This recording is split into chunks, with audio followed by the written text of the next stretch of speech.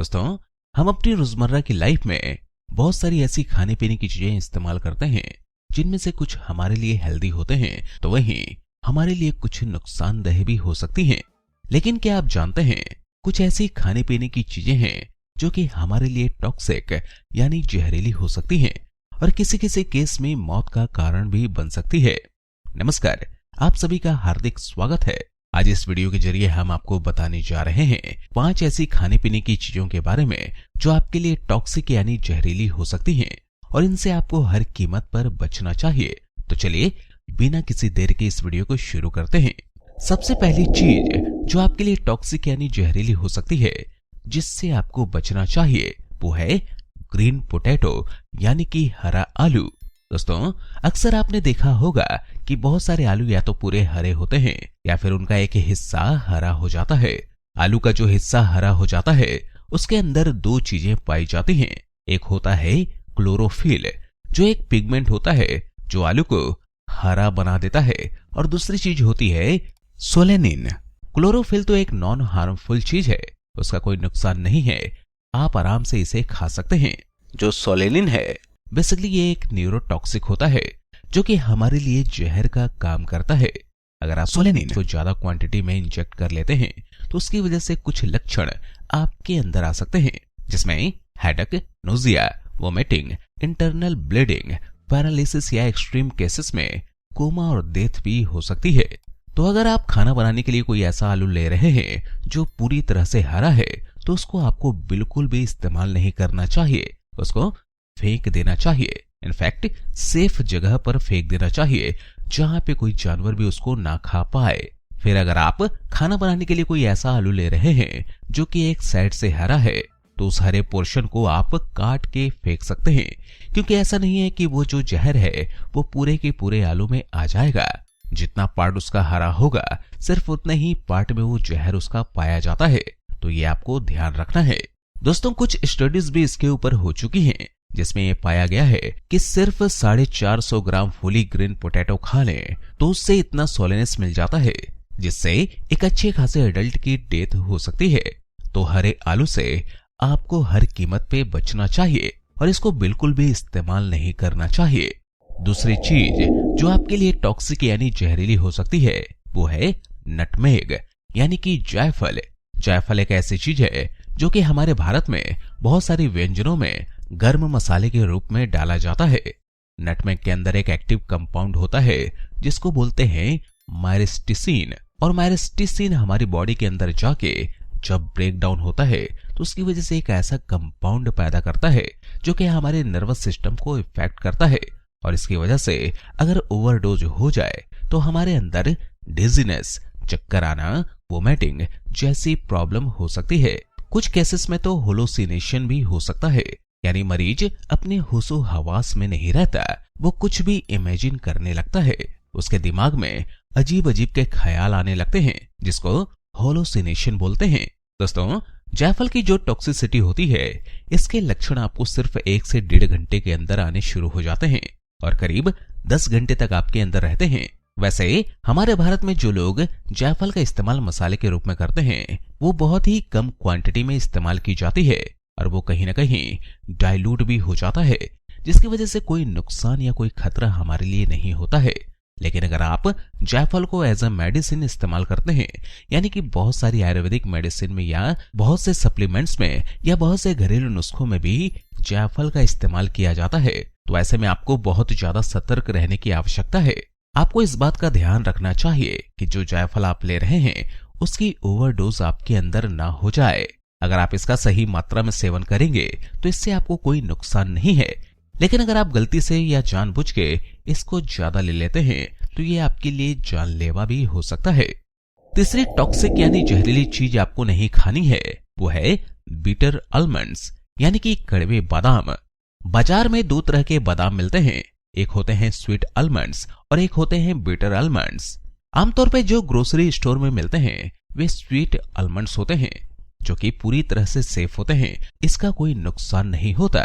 लेकिन कभी कभी क्या होता है, इन स्वीट आलमंड्स के साथ साथ बीटर आलमंड्स भी मिक्स कर दिए जाते हैं और बीटर आलमंड्स टॉक्सिक यानी जहरीले होते हैं। बिटर आलमंड्स के अंदर एक टॉक्सिक सब्सटेंस पाया जाता है जिसको बोलते हैं हाइड्रोजन साइनाइड। और साइनाइड जैसा कि आप जानते हैं दुनिया का सबसे खतरनाक पॉइजन होता है। इसकी थोड़ी सी भी क्वांटिटी हमारी मौत के लिए काफी होती है। बिटर आलमंड की टॉक्सिसिटी को जांचने के लिए कुछ केस स्टडी भी हो चुके हैं जिसमें यह पता चला है कि 6 से लेकर 10 अगर कड़वे बादाम खा लेते हैं तो आपके अंदर सीरियस पॉइजनिंग होने के लिए काफी होते हैं। और अगर इससे ज्यादा आप खा लेते हैं यानी 20, 30, 50 कड़वे बादाम अगर आप खा लेते हैं तो इससे आपको इतनी ज्यादा टॉक्सिसिटी हो जाती है कि इससे डेथ भी हो सकती है। और अगर आप कोई बच्चे हैं या आपकी वेट कम है, आप अंडर वेट हैं, दुबले पतले हैं, तो इस केस में आपके लिए खतरा और भी ज्यादा बढ़ जाता है क्योंकि ऐसे केसेस में कम क्वांटिटी भी काफी ज्यादा टॉक्सिक आपके लिए हो सकती है। इसलिए आपको हमेशा कोशिश करनी चाहिए कि अगर थोड़ा सा भी कड़वा बादाम है तो उसको आपको नहीं खाना है और हमेशा अच्छी क्वालिटी का, अच्छे ब्रांड का और अच्छे स्टोर के स्वीट आलमंड्स लेने हैं जिसमें कड़वे बादामों की मिलावट ना हो। चौथी टॉक्सिक यानी जहरीली चीज है जो आपको इस्तेमाल नहीं करनी चाहिए, वो है under cooked red kidney beans यानी ऐसी राजमा जो पूरी तरह से पकी ना हो। राजमा के अंदर लैक्टिन होता है और लैक्टिन अकॉर्डिंग टू FDA एक टॉक्सिक सब्सटेंस होता है जो कि हमारे अंदर बहुत सारे अलग अलग तरह के टॉक्सिक लक्षण पैदा कर सकता है जिनमें से बहुत ही कॉमन है एब्डोमिनल पेन, नोजिया और वोमिटिंग और एक्सट्रीम केस में डेथ। दोस्तों लैक्टिन जो कि राजमा के अंदर पाया जाता है ये पकने के बाद पूरी तरह से खत्म हो जाता है। लेकिन अगर किसी कारण से राजमा पूरी तरह से नहीं पक पा रही है या कच्ची ही हम उसे खा लेते हैं तो उसकी वजह से बहुत सारे सीरियस साइड इफेक्ट हमारे अंदर देखे जा सकते हैं। कुछ स्टडीज में पता चला है कि सिर्फ 5 से 6 दाने कच्ची राजमा के खाने से आपके अंदर बहुत ज्यादा सीरियस साइड इफेक्ट हो सकते हैं, बहुत ज्यादा सीरियस टॉक्सिस हो सकती है। तो इसलिए जब भी आप राजमा को पकाते हैं कोशिश करिए कि पहले उसको 1 से 2 घंटे के लिए पानी में आप भिगो दीजिए और उसके बाद तेज आंच में उसको तब तक पकाइए जब तक कि वो पूरी तरह से गल न जाए, पूरी तरह से खाने लायक हो न जाए। थोड़ी सी भी कच्ची अगर आपकी राजमा रह जाती है तो उसके अंदर ये लैक्टिन नाम का सब्सटेंस बाकी रह जाता है और आपके अंदर टॉक्सिसिटी पैदा कर सकता है। इनफैक्ट कुछ स्टडीज में तो ये भी पाया गया है कि अगर आप राजमा को पूरी तरह से नहीं पकाते हैं, सिर्फ भिगो लेते हैं या आधी पकी हुई राजमा होती है तो उसकी वजह से जो लैक्टिन का कॉन्सेंट्रेशन है वो और भी ज्यादा बढ़ जाता है। तो इसलिए हमेशा आपको कोशिश करनी चाहिए कि राजमा पूरी तरह से पका के अच्छी तरह से गला के तभी उसको आप इस्तेमाल करें, तभी आप इसे सेफ रह पाएंगे और इसकी टॉक्सिसिटी आपके अंदर नहीं होगी। दोस्तों 5वीं और आखिरी टॉक्सिक यानी जहरीली चीज जिससे आपको बचना चाहिए, जिसको इस्तेमाल नहीं करना चाहिए, वो है ब्राउन राइस। जी हाँ, ये शायद थोड़ा सा आपके लिए शॉकिंग हो सकता है क्योंकि ब्राउन राइस अक्सर बहुत ही हेल्दी माना जाता है और ये माना जाता है कि ये काफी ज्यादा अच्छी चीज है और आपको रेगुलरली इस्तेमाल भी करनी चाहिए। बेशक ब्राउन राइस आपके लिए बहुत ज्यादा हेल्दी होता है और सेफ भी होता है, लेकिन अगर आप इसको गलत तरीके से इस्तेमाल करते हैं तो ये आपके लिए जानलेवा हो सकता है। अब कैसे ये आपके लिए टॉक्सिक यानी जहरीली है वो समझ लेते हैं। देखिए, जितने भी राइस होते हैं इनके अंदर आर्सेनिक कॉन्सेंट्रेशन काफी ज्यादा पाया जाता है। आर्सेनिक एक बहुत ही टॉक्सिक सब्सटेंस होता है जो कि डेडली हो सकता है और हमारे लिए कार्सिनोजेनिक होता है, यानी हमारी बॉडी के अंदर जाके ये कैंसर पैदा करने का काम करता है। अब ये आर्सेनिक चावल के अंदर आता कहां से है? देखिए, आजकल जितने भी चावल की खेती होती है उस खेत में बहुत सारे फर्टिलाइजर डाले जाते हैं, बहुत सारे पेस्टिसाइड डाले जाते हैं और अलग अलग तरह की दवाइयां डाली जाती हैं और सभी दवाइयों के अंदर आर्सेनिक काफी ज्यादा मात्रा में होता है। और चावल के अंदर एक खासियत होती है कि आर्सेनिक को सॉइल के अंदर से ज्यादा ऑब्जर्व करता है, क्योंकि वैसे तो जितनी भी पेस्टिसाइड्स हैं ये सभी चीजों में डलते हैं, सभी अनाजों में डलते हैं, लेकिन क्योंकि चावल के अंदर कैपेसिटी ज्यादा होती है इसको ऑब्जर्व करने की, तो इसी कारण से चावल के अंदर आर्सेनिक कॉन्सेंट्रेशन जो है वो बढ़ जाता है।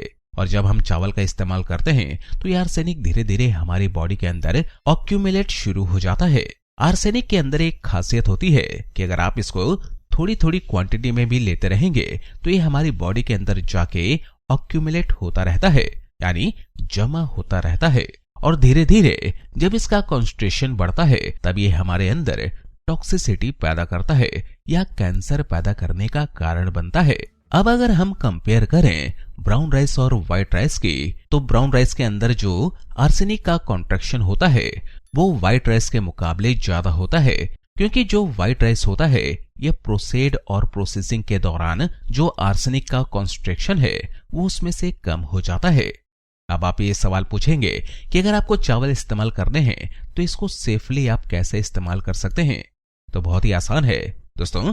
अगर आप चावल को सेफली इस्तेमाल करना चाहते हैं तो सबसे पहली चीज जो आपको करनी है वो ये कि आपको साफ पीने के पानी से चावल को कम से कम 4 से 5 बार उसको अच्छी तरह से धो लीजिए। चावल को अच्छे से धोने से जो आर्सेनिक है वो पानी के साथ बाहर निकल जाता है। दूसरी चीज जो आपको करनी है वो ये कि चावल पकाने से पहले आपको करीब करीब आधा या 1 घंटा चावल को पानी में भिगो के रखना है, और भिगोने के बाद जब आप चावल बनाने जाएं तो उस भिगोए हुए पानी को आप चेंज कर लें। तो इससे भी जो आर्सेनिक है वो काफी ज्यादा कम हो जाता है। इसको अगर आप रेगुलरली फॉलो करेंगे तो उससे आपको जो टॉक्सिसिटी होने का खतरा है वो काफी ज्यादा कम हो जाता है और आप चावल को बिना किसी परेशानी के इस्तेमाल कर सकते हैं। दोस्तों, मुझे उम्मीद है ये वीडियो आपको जरूर पसंद आई होगी। अगर ये वीडियो आपको पसंद आई है तो इसे एक बड़ा सा लाइक जरूर दीजिए। चैनल पर अगर आप नए हैं तो इस चैनल को सब्सक्राइब करना भी ना भूलिए, और हाँ, बेल आइकन प्रेस करना तो बिल्कुल भी मत भूलिएगा, क्योंकि उसी से आपको आने वाले समय में हमारी वीडियोस की नोटिफिकेशन मिलती रहेगी।